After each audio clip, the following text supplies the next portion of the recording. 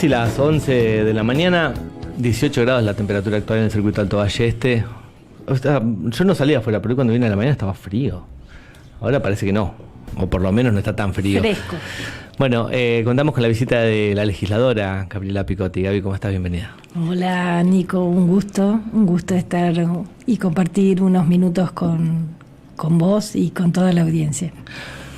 Bueno, no sé si querés que empecemos a hablar de la legislatura y del trabajo que se viene en la legislatura, o querés que hablemos por ahí un poco de la cuestión social que por ahí están hoy. Con respecto, si querés te cuento un poquito, con respecto a la legislatura, nosotros formábamos parte de Cambia Río Negro. Sí. Cambia Río Negro con las fuerzas y los partidos que lo conformaban. Ya a nivel nacional sabías que el área había partido, así que en la legislatura de Río Negro eso se vio reflejado. El ARI quedó con un bloque de 3 legisladores y el PRO, junto con gente del radicalismo, quedó conformado un bloque de 10 legisladores. Ese bloque tiene como presidente del bloque a Juan Martín. Sí.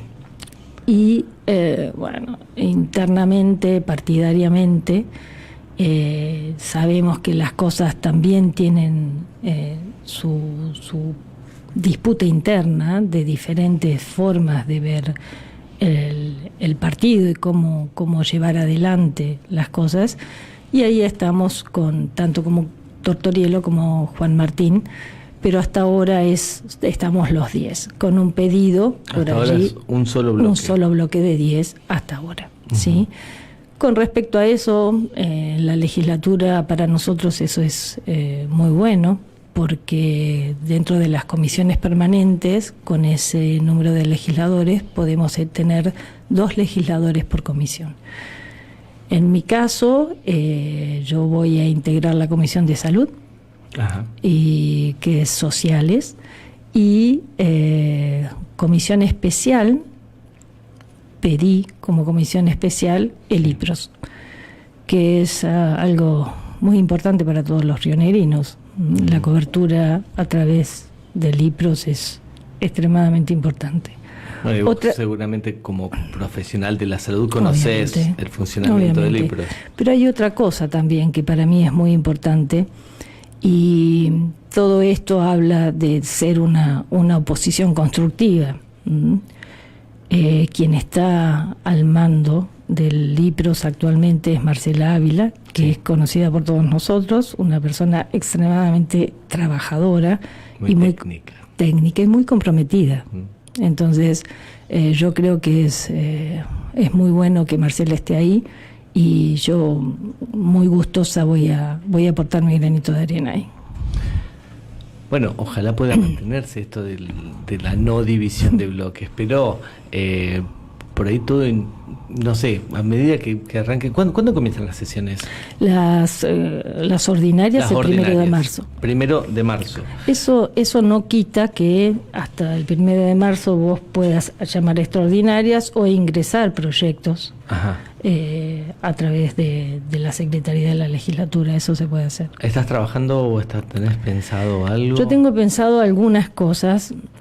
Primero con respecto a la salud, a ver allí en lo que es el IPROS, cómo viste que Marcela está tratando de aumentar el ingreso, sí. No solamente de aumentar el ingreso, sino cómo limitar el egreso. Entonces ahí estamos trabajando en eso.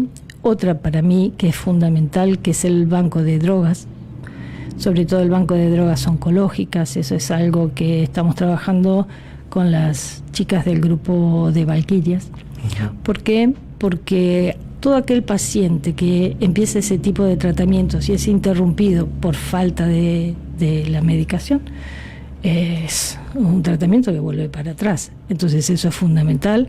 Y es fundamental porque en ese tipo de patología, porque es la patología más importante, dentro de las neoplasias más importantes que padece la población.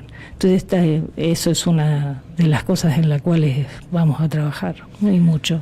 En este tema del famoso ajuste, ¿crees que corre riesgo justamente esto de la cuestión de la medicina? A ver, acá hay cosas que es como la pata de la mesa, ¿sí? La economía tiene que funcionar la educación, tiene que funcionar la seguridad y tiene que funcionar la salud. Cuando la educación, fundamental. Cuando vos ves que una de las patas de la mesa está más corta, te sentís incómodo, te sentís mal, querés tratar de... Bueno, yo creo que hay que reforzar todas esas cosas. Es difícil, estamos en una situación extremadamente difícil, económicamente difícil. Ahí cuando hablamos de quienes sufren. Yo creo que los que sufren generalmente son aquellos que menos tienen, y eso va a ser. Pero ahí fíjate que las ayudas sociales no van a desaparecer. La gente que tiene buenos montos. Sí, yo entiendo. ¿Y la inflación? Entiendo totalmente eso, pero esto es como cuando vos estás dentro de un pozo, ¿sí? Te pongo en un pozo bien profundo y yo te tengo que tirar una soga. Te tiro una soga espinosa. Sí. ¿Qué te va a pasar? ¿Te va a doler? Mucho. Pero la vas a agarrar para tratar de salir del pozo. Yo creo que estamos frente a eso, en una situación muy fea. Nos tiran una soga espinosa. Y acá está la cosa, Nico. A ver si realmente los argentinos votamos que queremos un cambio en serio, o cada vez que la pasamos mal volvemos a lo anterior, a lo que nos puso en esa situación. Sí, el tema es por ahí el cambio en el mensaje, ¿no? Cuando en campaña dicen una cosa y casi el 60% de los argentinos va contra eso, que es justamente la casta, ¿no? Sí, el sí. sueldo del que no aporta, del que vive del ciudadano. Milei dijo que no iba a ir contra los argentinos de bien, ¿sí? Y estamos notando que los argentinos de bien justamente son la casta, porque no vemos que vaya de lleno contra la casta. Digo estas palabras que son las que él utilizaba, ¿no? Obviamente, porque por ahí suena como una falta de respeto hacia, o sea, no todos los políticos son iguales, no todos los políticos son malos, pero hay un grupo que hizo mucho daño a la Argentina. En campaña nos dijeron una cosa, muchos apostamos a eso, y hoy nos estamos encontrando con que al final siempre pasa lo mismo, se cubren entre los políticos. Ninguno va preso, siempre son todos amagues. Hace un tiempo la justicia determinó que Cristina Kirchner debía devolver, no sé si 8.500 millones de pesos, y no pasó nada. Entonces, ¿por qué no pasa nada? Porque quienes se tienen que enfocar en eso, o sea, no se atacan entre políticos, ¿sí? Es como que hay un código ahí que se tiene que respetar. Saliendo de eso, vamos a lo social. Él dijo, el pueblo no va a sufrir el ajuste lo va a sufrir la casta, porque vamos a sacar a esto, se va a ganar lo que corresponda, y no pasó nada. Un aumento en los medicamentos del 300%, y todavía se está discutiendo si el jubilado va a tener un incremento del 20%, o sea, el jubilado parte de lo que percibe de jubilación lo utiliza para la compra de medicamentos. Si bien tiene una obra social que funciona, y no sé si va a seguir funcionando de la manera que funciona, que es el PAMI, que funciona muy bien, ¿qué va a pasar en adelante? Porque obviamente también puso en el ojo de la duda Milei al PAMI. Con un incremento del 300% en la medicina y un incremento en los sueldos de un 20%, que se está discutiendo 20, 25, y no se sabe, todavía no se define. Por un lado eso, ¿cómo hacen no son los abuelos, las personas adultas? Y después el tema de la educación, que es en lo que primero se tiene que enfocar el gobierno para decir, bueno, acá formamos argentinos, ¿sí? ¿Qué hacemos con la educación? Y todavía no se ha dicho nada de educación. Con respecto a esto que te digo, ¿qué piensas? La situación es extremadamente difícil, pero vos venís de algo que era toda una fantasía y nos llevaron a un lugar donde estamos bastante empantanados, y yo te digo, más que agua es barro, ¿sí? Sí. Entonces, cuando vos tenés que empezar a ordenar todo ese tipo de cosas, eso no es gratis, ¿sí? Entonces, yo sé que va a ser duro, va a llevar tiempo y va a ser doloroso. Vamos a esperar estos primeros pasos, y yo sé que los argentinos estamos cansados de que nos prometan cosas y que nos digan hagamos sacrificio estos meses o estos primeros 6 meses para empezar a ver resultados posterior a eso. Uh-huh. ¿Y cómo haces si no le pedís eso al pueblo argentino? ¿Cómo hacemos para tratar de empezar a mejorar las cosas sin ese previo sufrimiento?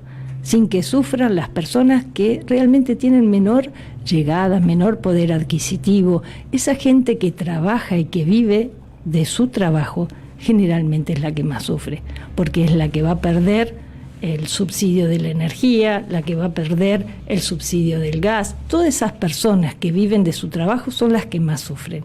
Y esas, o los que yo te dije, que venían teniendo todos esos beneficios sociales, van a seguir teniendo los beneficios. Los que más van a sufrir van a ser los que viven de un sueldo. Los que están en lo que decimos que es la clase media alta o la clase media media, ellos se pueden llegar a acomodar un poco más. Yo creo que los que más van a sufrir son los trabajadores que viven de un sueldo. Vos pensá, Nico, y me respondés esto: ¿cuándo vos viste que el pueblo argentino tuviese por debajo de la línea de pobreza el 20% de los trabajadores en blanco? ¿Cuándo? Nunca. Entonces te llevaron a eso, te llevaron a este sufrimiento, te llevaron a hacer vivir a los argentinos algo que es una educación en unas condiciones que sabemos que son bajísimas, una salud que es para pocos, porque el común del pueblo no tiene la salud que se merece. Entonces, una economía destruida, ¿cómo salís de eso sin sufrimiento? Sí, sería bueno por ahí tener el índice hoy, justamente, de pobreza con la inflación. Culpa de, ¿sí? Eso no se discute. Se despilfarró plata, para decirlo de una manera por ahí más entendible. Se acomodó mucha gente. Todo eso lo venía a cambiar, y justamente iba a ser el ajuste en un lugar en donde hoy Aerolínea la sigue manejando el kirchnerismo. Uh-huh. ANSES seguramente no se movió gente, o sea, supuestamente la casta sigue adentro. Si Milei no se dio cuenta todavía que tiene la casta adentro, que todos esos kirchneristas acomodados en distintos, en el PAMI, en Aerolíneas, en distintos lugares importantes, siguen ahí, ¿por qué no los corre? Eso se lo tenés que preguntar a Milei. No, bueno, yo lo digo en una charla, pero no, esto es una conversación, ¿no? ¿Por qué crees que no se puede mover esa gente? Yo creo que han tratado de, en algunos sectores, como te hablaba de la legislatura, tratar de achicar los gastos, tratar de achicar el personal, tratar de bajar un poco las cosas. No poner en esos lugares por allí más gente política, fijarse qué es lo que, según ellos, de acuerdo a su visión, es mi pensamiento, puede llegar a seguir funcionando. Otra cosa no te puedo decir porque no estoy en la cabeza. Sí, del quizá ahora con esto de que no se renueven ciertos contratos, hay mucha gente que pueda llegar a quedar afuera. Uh-huh. No está bueno que haya gente que quede sin trabajo, pero tampoco está bueno que cobre por no trabajar. Eso está clarísimo, y si escuchaste, todas las personas que estamos dentro del Estado van a estar 24/7 en el Estado. Y eso es lo que creo que en parte toda la población reclamaba, que había muchos puestos que no cumplían su función. Uh-huh. Sí. El caso lo hemos hablado acá en el diario también, de Martín Soria, que tenía 37 choferes. Sí, eso es una locura. Y no sé si andaban Eso es más que una locura, es una vergüenza. Yo creo que hay algo en lo cual ojalá algún día suceda, que todos los funcionarios públicos, una vez concluida su labor, tengan que tener o responder a una auditoría de su función. Eso haría que todos los que estamos formando parte de la función pública lo hagamos con toda la fuerza posible, la entereza y respondiendo con compromiso. Yo creo y estoy totalmente convencida que un funcionario público tiene muchas mayores obligaciones que derechos. Entonces tiene que responder por esas obligaciones. Hay muchos casos que uno ve que hay gente que se postula justamente para, ¿no? Y no por el bien o el de aportar a la sociedad, sino para asegurarse un sueldo. Lo hemos visto, vemos gente que no entiende el lugar que ocupa, cómo moverse, pero bueno, son lugares que fueron elegidos por la voluntad de la sociedad y bueno, y eso ya es suficiente para que estén ahí. Hay muchas cosas por ahí que se tienen que empezar a ver en esta nueva Argentina, en esta forma de encarar, ¿no?, las cuestiones sociales en cuanto a dar respuesta al sector público. Tenés las empresas privadas por un lado, tenés el Estado por el otro, como generadores de empleo. Y creo que el Estado es quien, siento en este caso, que el gobierno va a empezar a dar explicaciones y eso lo veo muy positivo por parte del gobierno de Javier Milei, en la transparencia esa, el que no sirve afuera, el que no es competitivo afuera. Pero me preocupa que en la cuestión económica, cuando vos sos economista, como es el caso del señor presidente, en una empresa los números negativos son números negativos, son pérdidas, pero cuando manejas un país los números negativos son caídos, son argentinos que o se quedan sin trabajo o pierden la empresa. Y eso en parte es lo que asusta un poco. Uno dice, vamos a esperar 6 meses, vamos a aguantar 6 meses, pero cuando vos ves justamente esto que decías vos, el ajuste entre los que menos tienen, ¿no? Porque te suben al 50% una asignación que te va a llevar a cobrar 80.000 pesos, pero te es una inflación del 40%. Yo no sé en cuánto va a estar este mes, pero ya hay cosas que han aumentado en alimentos 40%. Y eso por ahí en parte asusta un poco. Sí, y otra de las cosas es eso de aprovechar siempre el que no subir más las cosas por las dudas.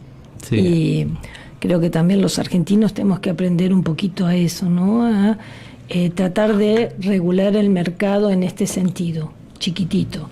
Es decir, si no conviene o si te ponen más precios del que corresponde, no comprar.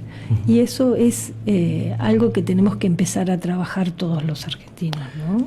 Está pasando. Básico. Sí. La gente empezó a buscar precios. Claro, pero nos costó mucho. Y decir, uy, no, mirá cuánto se fue tal cosa, o no sé, arbolitos de Navidad, mirá, están aprovechando ahora con los arbolitos de Navidad, sí. No compremos arbolitos de Navidad. Es que esas son las cosas que tenemos que empezar a hacer como para aportar de cada uno desde su lugar para que todo esto empiece a salir adelante. Sí, en esto de la oferta y la demanda. La oferta y la demanda, por supuesto. Cuando las cosas están muy caras, no las consumen, después empiezan o están por vencerse, que se las tienen que sacar de encima y ahí empiezan las ofertas y lo hemos dicho anteriormente, tener cuidado, porque pasó en Carrefour, en Roca, había una oferta de fideos a 200 pesos, te lo tiro así por un conocido que fue, y una señora fue y se cargó todos los fideos. El tema es que los fideos tenían fecha de vencimiento un mes. ¿Qué va a hacer con todos los fideos? Con todos los fideos, pero sí. Bueno, te doy un ejemplo de las cosas que empiezan a suceder ahora, ¿no? ¿Cómo ves, viniendo ya un poquito a lo local y hablar un poco más, sí. Entrar acá en la cuestión local, ¿cómo ves lo que está sucediendo en Regina con esta ordenanza de emergencia económica que por ahí el intendente pidió para acomodar las cosas, poner en orden un poco todo para empezar a recaudar? ¿Cómo ves lo que está sucediendo acá? Yo creo que la emergencia económica está. Lo que hay que ver es cómo utiliza nuestro intendente esa emergencia económica. Espero que sea responsable y que todo eso vaya dirigido a las prioridades, que yo tengo esperanza de que pueda regularse y regularse bien y tomar esa emergencia económica para lo que la ciudadanía reginense necesite. Con respecto a todo el resto de las cosas, es muy doloroso ver a Regina cómo está su situación, cómo están las calles, cómo está la parte del hospital, los comedores, la gente, es decir, es durísimo, duele. Es una Regina que para los que venimos viviendo en Regina desde toda la vida, vemos a Regina en una situación difícil, fea. Es una Regina que Regina siempre fue para tus ojos, era una Regina linda. Regina siempre se destacó por eso y ahora es una Regina que no es la pintoresca que era y que fue siempre. Eso por un lado, un municipio muy endeudado. Entonces, es difícil no declarar una emergencia económica. Confío en que lo haga de manera responsable. Hay cierto sector que justamente confía en las decisiones que se van tomando. Cuando el intendente dice que la prioridad es prestar los servicios para que el contribuyente pueda pagar. Esto que por ahí se empieza a cobrar a partir del 4 de enero el ingreso a la isla, cuando por ahí uno pensaba que muchos podrían poner el grito en el cielo y la sociedad está de acuerdo con empezar a mantener lo que fue la isla 58, que siempre fue, creo que es la mejor isla del valle y está en un estado de abandono que por ahí sin recursos, ¿no? También propio del estado financiero que está atravesando el país. O sea, no vamos a cargar las culpas contra un intendente. Pero vemos que por ahí la gente está muy comprometida. La gente de Regina se compromete mucho con Regina. No sé si vos lo ves eso. La gente de Regina siempre respondió. Y yo te voy a recordar después de la cuarentena, después de la pandemia, cuando convocamos a los reginenses a limpiar la subida y el sector de la sierra, de la Barda, en la subida Mario Franco, y ahí fueron 250 personas, entre 250 y 300 personas, es decir, el pueblo reginense siempre está. Lo que me parece es que también no tenemos que abusar del pueblo reginense. Es decir, cuando el pueblo reginense responde, hacer que esa respuesta se vea reflejada. Entonces, lo mismo me pasa con la Isla 58. La Isla 58 es preciosa y está, sí, abandonada. Entonces vos vas a la Isla 58 y querés usar un sanitario, está cerrado, no funciona. Entonces, me parece perfecto y yo creo que el pueblo de Villa Regina también va a aceptar eso. Ahí hay que buscar la forma como para que al pueblo de Villa Regina le resulte también sencillo poder abonar el ingreso a la isla, ¿no? Buscar todas las formas. Bien. Bueno, Gaby, la idea era invitarte para charlar un poco sobre, bueno, ya después en marzo, cuando comiences con la legislatura, ahí vamos a hablar mucho de tu trabajo, pero bueno, ahora era invitarte para que nos des tu visión de lo que está pasando. Para mí es un placer siempre charlar con vos, Nico, y siempre me siento muy bienvenida acá con ustedes. Así que agradecerles, desearles a todos los rionegrinos, a todos los argentinos y en especial a todos los reginenses muchas felicidades y que el 2024 nos encuentre sobre todo con salud y todo el resto, es decir, que sea próspero y feliz, pero todas esas cosas no se consiguen si no tenemos salud. Bueno, hablamos con Gabriela Picotti, legisladora provincial de Río Negro. Te acompañamos con La Voz del Diario. Toda la información de la región en LCR, www.lcr.com.ar.